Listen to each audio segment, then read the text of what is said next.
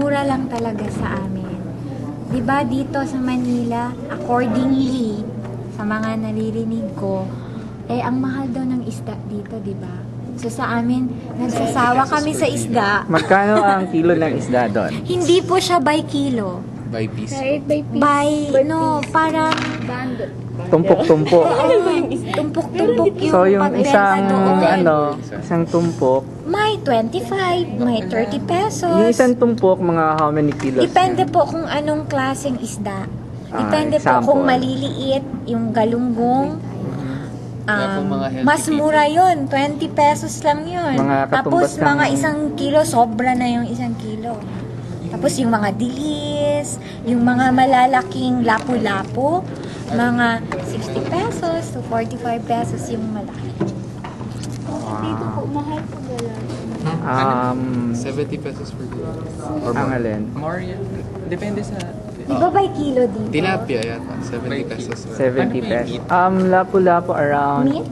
By kilo. 150 per kilo. May slaughterhouse din naman kami doon. So, separate bale, may place din na. Po, yung nag-tour kami, Tour where? In science, physics lab, chemistry, tapos yung sa science lab. Tapos yung about formalin, yun, yung palaka. Tapos, curious na ako kasi, kawawa naman yung palaka, pinukulong nila doon. Tapos sabi na, yung kanina, enjoy talaga ako while Nagdadissect. Tapos yung heart ng palaka, naawa ako, pero yung parang lahat ng part ng palaka nakita ko nung pumunta lang ako dito. Kasi first time ko nakakita ng palaka. Enjoy talaga ako. Tapos yung mga estudyante, enjoy talaga sila. Nagtatawanan. Advanced talaga. Yung lungs ng palaka. Advanced talaga ang QZ in terms of learnings, facilities, lahat-lahat siguro. Siyempre, accessible kayo sa lahat eh. Kami, magiging advanced kami kung magsisurf pa kami sa internet. Yun. So, kung wala, nag-shutdown ang internet, so wala din source of advanced learning. So ano yung mga equipment niyo doon? Mga books? Meron mga... din po, may mga So graduate. for example, kung makakatulong yung mga estudyante ng Claret, Actually, anong marami area na kayong ninyo naitulong. gustong matulungan kayo? Paano po nakatulong? Alam nyo, kailangan pa talaga namin ng computers. Last year, nagpadala na ang QZ ng ilang units yun.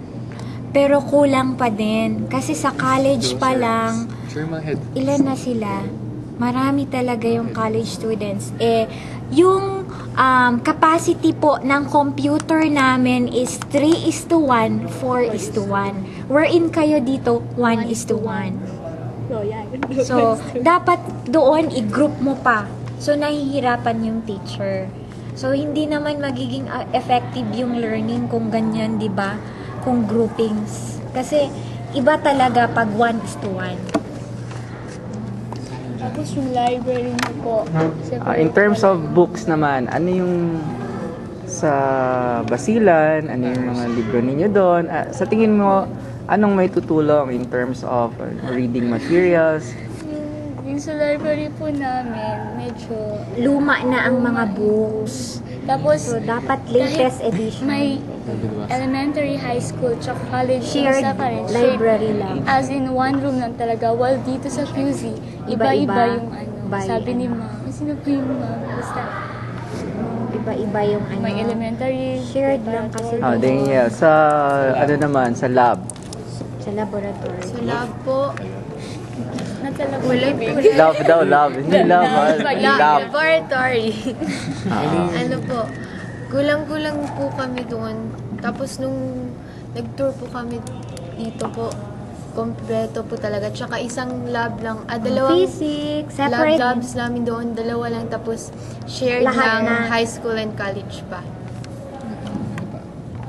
Po namin, dapat 4:48 matapos na talaga yung klase kasi papasok na yung college.